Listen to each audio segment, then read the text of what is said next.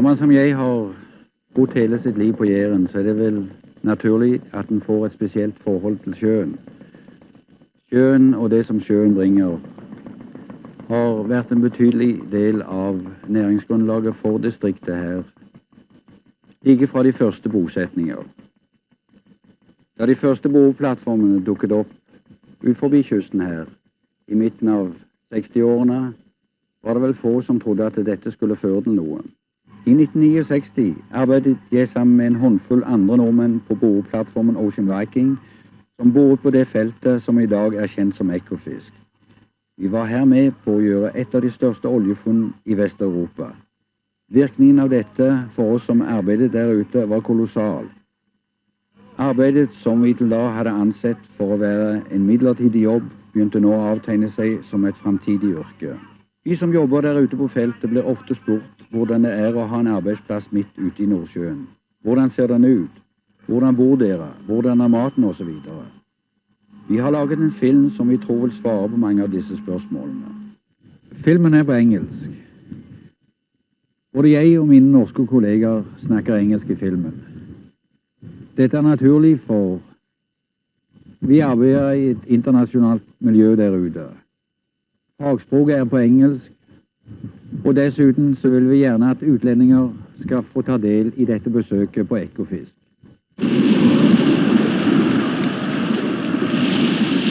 We've built a lot of structures out here, but I don't think any of us have the should get complacent about licking the North Sea, because it can always come back and bite you.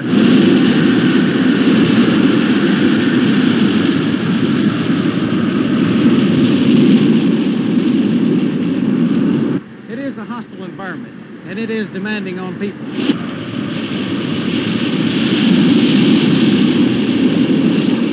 We had the storm, and I think they measured the maximum wave height to 86 feet, and it was blowing 120 knots wind over several days. So it was rough, but I was glad I was out there, because by doing that I could see that the equipment could take it.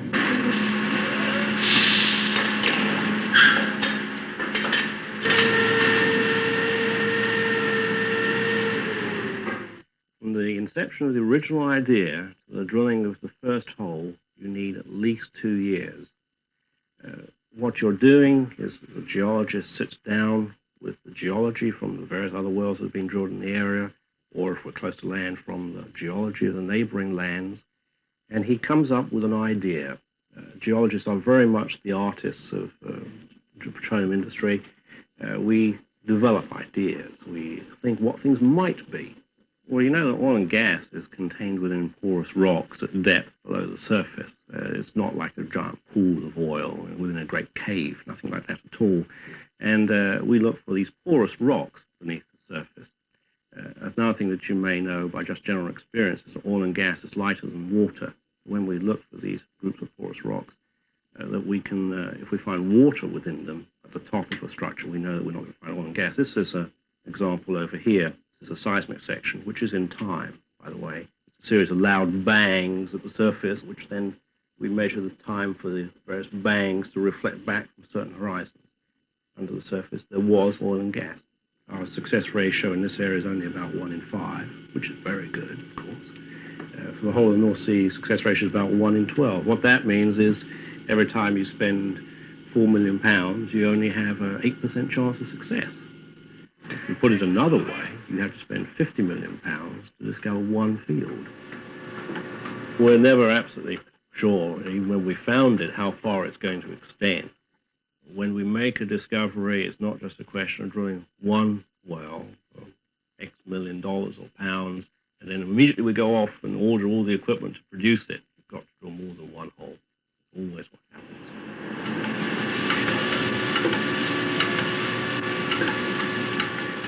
We're drilling the bottom part of our 8.5 hole.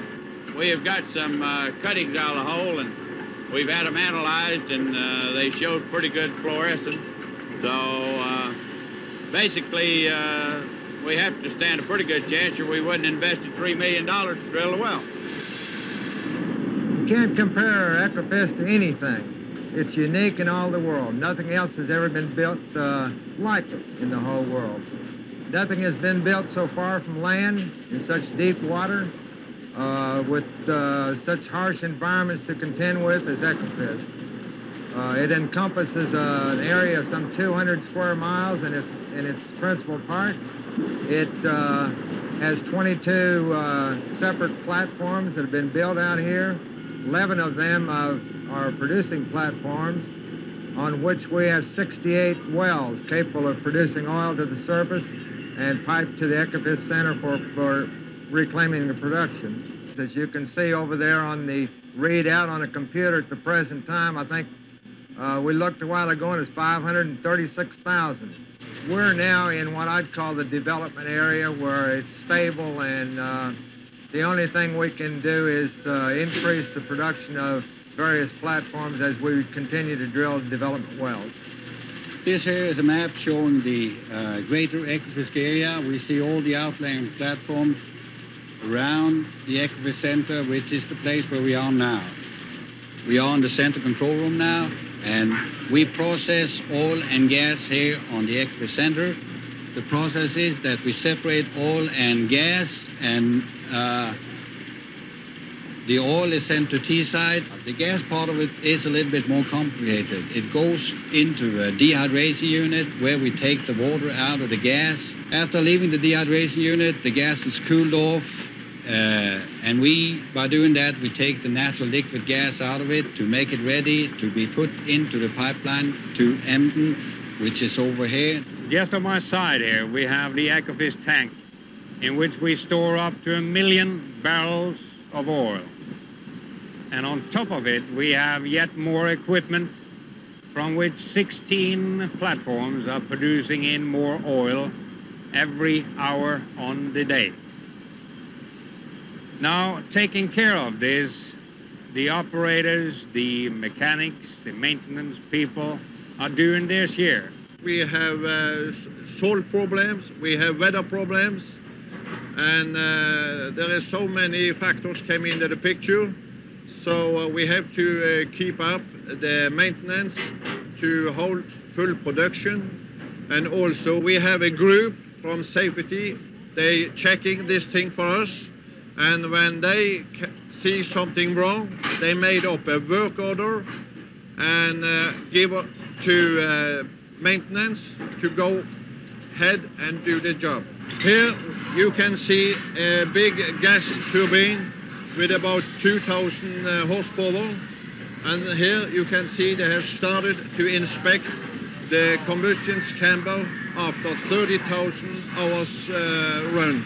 We are now, so I said, in a process to make inspection of the pipe system. The ultrasonic instruments are the best means we have for determining the condition of our piping and vessels.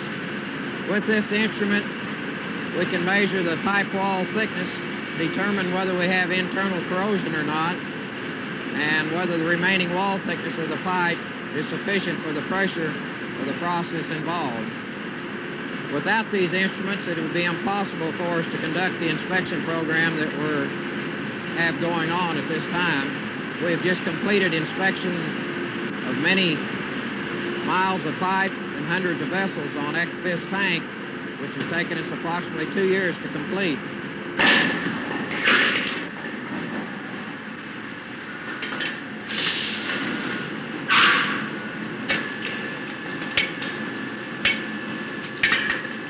A well workover basically is where we re-enter an existing producing well to perform remedial work.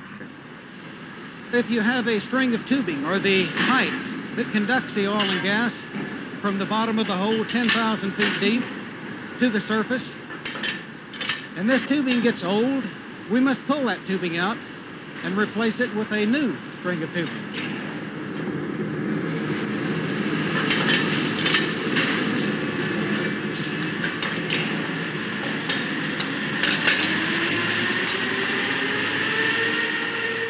The potential for danger in a well workover is very real. An uncontrolled blowout can either catch fire, it can explode, and certainly it has the potential to pollute the ocean. We want none of those.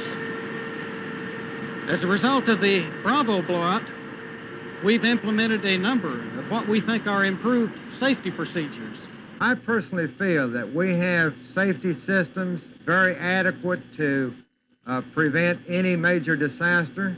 Our emergency shutdown system right here where we're sitting is such that even if part of it fails, there are enough backup systems that will catch the air and shut down another valve further back in the system to prevent some disaster. One of our main concerns, of course, in an operation such as this is the safety of personnel and equipment. My name is Finn Hovde.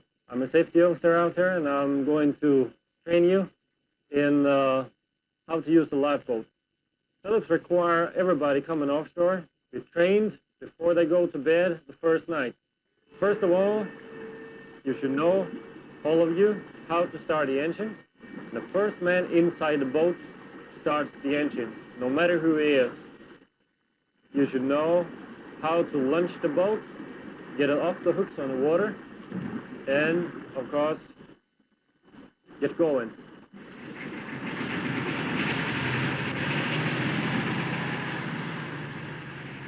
We have many elaborate systems for protecting the equipment from fire. Firefighting boats stand by at all times around the complex and other platforms.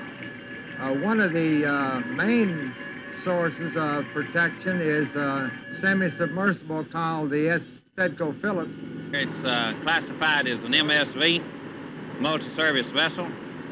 Do just about anything they need to do in the North Sea at the present time. We got fabrication shops, machine shops that we keep pretty busy all the time. Right now we're running about 90% in each one of them. We have safety drills once a week in our fab shop, our welding shop, our machine shop, also our riggers, and on deck, try to keep them safety conscious at all times. That's one of the main things that we really stress out here, because as important as this work is, none of it's worth a man's life. This barge was put in the field primarily as a safety vehicle with firefighting equipment. Our capacity on putting out a fire or spraying is 40,000 gallons a minute. Of course, it's debatable where there's any platform in the North Sea or anywhere that could stand 40,000 gallons a minute pouring on it. But we are capable of putting out that much if we have to. We hope we never do handle an emergency naturally, because we don't want, we just don't want these blowouts. The thing is to be here in case. We've got other things on board that cause us to justify our existence from day to day, that being the machine shop, the fabrication shop, and to a larger extent, the diving group that does underwater construction and inspection work. The biggest advantage of the Phillips SS over a conventional diving vessel, well, they're pretty obvious as regards the size, the capacity to absorb a complete saturation unit of up to 10 personnel at one time. The safety factor, too, can be accentuated. It can work up to force 10, 26-foot seas. They can carry out a wide variety of jobs, particularly with the advantage of the lower boom. As the bell goes down, the lower boom can push the bell, and of course the divers can approach the working area very much closer than any other type of vessel. This is the only vessel fitted with this type of sophisticated equipment, and of course it puts it a great deal ahead, I would imagine, than anything at present in existence in the North Sea. The job continues 24 hours a day, and with considerable pre-planning in the dives, we can continue throughout the season 12 hours a day, 7 days a week, which is a big advantage. And I would imagine we've got about a 90% efficiency rate as regards continuity of work. Now we have formats that we work to which we can't deviate from for safety's sake. which is a very good thing, actually. Well, safety is certainly 100% these days in comparison with 10 years ago. It's much more sophisticated. There's much more technology involved these days. The basics are still the same. You still have to have the individual diver getting out there and doing the job. You still have the same person that you had 10 years ago. You still got to cope with the same problems and emergencies. With diving bells these days also, they're a little bit more complex, but they're a lot safer. It makes our work a lot safer. We can always have somewhere to go to if we do have a problem in the water. And with the people we have backing us up, certainly makes our job, and we feel a lot more comfortable also knowing that we've got a good crew upstairs. Well, thanks very much, lads. We do have our own trained medical personnel who attend to the minor injuries, but we do have a permanent doctor in call in the field. So really, no diver who has been seriously injured is very far from more or less immediate assistance in most respects. In all respects, in fact. We have a 24-hour duty with a group of doctors, of which I am one, who can be out here within the span of 1.5 to 2 hours after they're called out.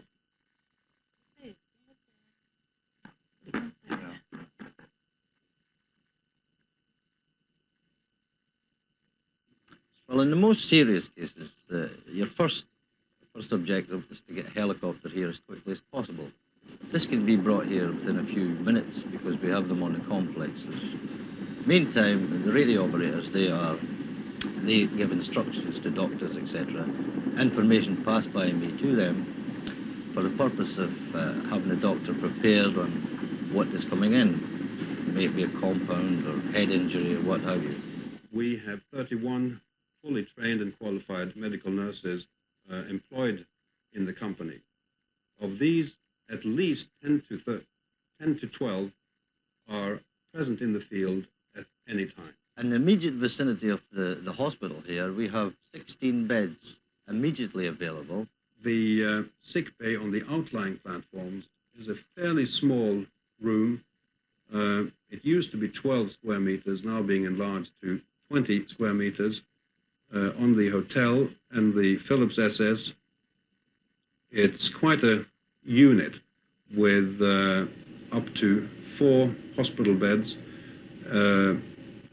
emergency treatment room, and sometimes, as on the hotel, even equipped with a bathtub for rewarming of hypothermia victims. The platform medic will usually handle single cases of injuries. If he needs help, the medic on the next platform will be flown over. And if it's a case of many injuries or many serious injuries, we can, within 15 to 20 minutes, fly over as many as 6 or 7 fully trained nurses from platforms lying nearby. In many respects, the greater Ekofisk field, more or less, reminds me very much of a city onshore. We have got heavy industry. Of course, we've got our police force. We've got all the medical facilities we need out here. We provide our own food. We make our own drinking water. But our biggest problem, of course, is we haven't got any roads. So we have eliminated this problem of helping ourselves as good as we can by the means of supply boats and helicopters. If you look down on the deck on this boat, we have drill pipe, we have containers, chemicals, cement, we have general supplies, food, of course, fresh water, drill water, and you just name it. It's a little town out there.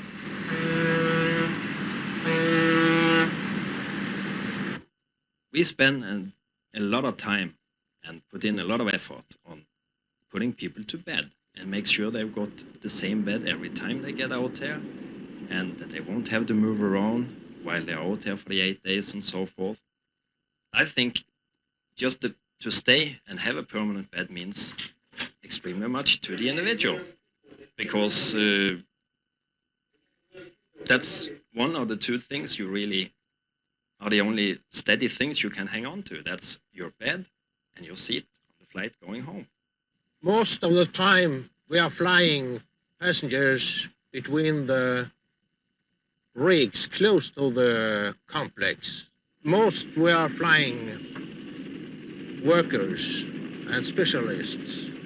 I fly the Bell 212, and it's the helicopter used by our company for the shuttle work. That's their helicopter that is based 80% of its life on an oil rig. The other helicopter, the Sikorsky, the larger one, spends its life doing the shuttle work from base to the complex. And then we take over and shuttle the people around the field. Basically, we're a 3-crew operation with 2 helicopters that are based out here permanently. Obviously, they're changed for servicing. But 1 crew covers from midnight till midday. The 2nd crew takes over at midday and works through to midnight. And a 3rd crew provides an overlap to allow us to rotate the duties. That way, we can cover 24 hours a day and cover any emergency with at least 1 helicopter. Well, it's not special difficult to fly here when the weather is nice. But during the stormy winter nights, it isn't too easy. Flying over the sea itself isn't particularly nerve-wracking. In fact, I'm more nervous walking up the side of the rig to the helideck. I don't think it's dangerous at all because they are really taking care of the safety here. We have special rules to follow before we are landing at the deck. They have a heli-guard checking that the cranes aren't staying in our way, and they have fire guards waiting to taking care of any fire when we are landing. Hallo? Du, det er 120 som lander.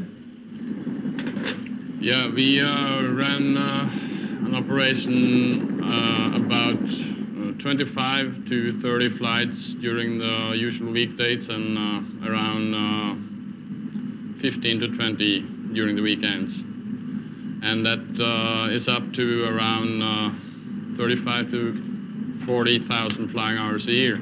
If we think of the flying hours, we are the 2nd in Norway after SAS. The 8 days on and 8 days off philosophy of work has attracted very many people. And I've been discussing this with a high number of Philips workers, and they tell me that they would hate to have to go back to any other type of work. He is now able to spend much more time with the children, and I presume with the wife, because I've heard rumors, although I wouldn't really vote for them, that even after long periods of marriages, suddenly, seemingly childless marriages, suddenly produce children. It isn't the place you're dreaming of when you are away, but you have to make a choice. If you are living, as I, far away from Stavanger, you have to do a job where you can have a concentrating time at your job, and then you can have several days off. And I have that, and I like that. I didn't really want to drive daily into a big city to work. And working in small rural areas, the pay didn't work out as good. So I chose offshore as opposed to onshore in some other industry because of just a preference for not doing a lot of driving to work and things like that. For me to be home for 8 days, for my wife to be rid of me for 8 days. There's plenty of things to do on the rig, but eating seems to be one of the main hobbies. It's always available 24 hours a day. We have real good food on here, a good variety of food, good diets. Any type of recreation means a lot to everybody working offshore because we're a real close group and we have to have some kind of recreation. If we didn't have, I reckon it'd all go nuts. On the entertainment side, we try to provide all the kind of recreation facilities that is possible to squeeze in out here. We got room for a movie and a little bit on television. We got so many different individuals. that have different point in life and activities. We got some crazies that run up and down the stairs with sandbags on their back, and they play the pool. There is always something to do for everybody. And we mustn't forget all the papers we get out here. I don't know how many kilos of papers we get today, but it's an enormous amount from all over the country, including English papers and magazines. The most popular thing we have here on Ekofisk, pastime thing, is fishing. We catch cod, mackerel, depending on the weather. When we take the fish up, we usually freeze them the same day. And the company, Phillips, they provide us with a fridge. And when we travel home, we take the fish with us. The reason I take my fish home is because I like fish. I give fish to friends. I eat a lot of fish. I enjoy fish. I get them for nothing, of course. I've been a bird watcher since I was a little boy, and I know most of the species in Norway now. And out here on Ekofisk, I've got a very good opportunity to see the birds migrating from the north and to the south in the autumn and the other way in spring. The most common birds out here are gulls, because they live here most of the year. But in autumn, it's also lots of thrushes and starlings and small birds like warblers and chaffinches and most of the migrant birds going over the North Sea. When I've written down the birds I've seen in my notebook, I write out reports that I sent to Mr. Cox in London after every trip. We are hopefully going to stay and live and work out here for the next 30 years. Until the oil stops flowing. And they said, if this here is proving to be what it looks like, there will be a lot of good jobs in the North Sea. And, well, there is a lot of good jobs in the North Sea right now. I would say I will go on here. I've seen it from scratch, being only one platform out here. I've seen it grow, and I've enjoyed it all the time. With all the people that have been here, with all the activity, yes, I've enjoyed it. My family's ready to go back to the States, but I don't know. It's hard to leave this old business. I wouldn't give it up for anything in the world. In the next 15 years, maybe, they have probably found ways of keeping the pressure up by injecting water, for instance, and so forth. And it might be that my grandchildren might be out there as well. Jeg håper dere har glede og utbytte av denne visitten. Det er en interessant og uhyre krevende arbeidsplass vi har der ute. I den tiden som har gått siden Ekofisk-feltet ble oppdaget, har vi bygget noe opp der ute som få trodde ville være mulig. Men vi har hatt motgang, uhell og ulykker. Mest kjent er vel Bravo-utblåsningen til vi nå ganske nylig hadde den tragiske Alexander Kielland-ulykken. Jeg var der ute da det skjedde, og det som for meg står som en bragd, er det redningsarbeidet som ble utført. At det virkelig kan å redde liv under de rådende omstendigheter. Vi vet hvor viktig det er å arbeide med sikkerhetsspørsmål. Og jeg tror vi har unngått mange ulykker, nettopp fordi vi tar dette så alvorlig, og innser at vi arbeider på en helt spesiell arbeidsplass som stiller spesielt høye krav til vår egen sikkerhet og andres.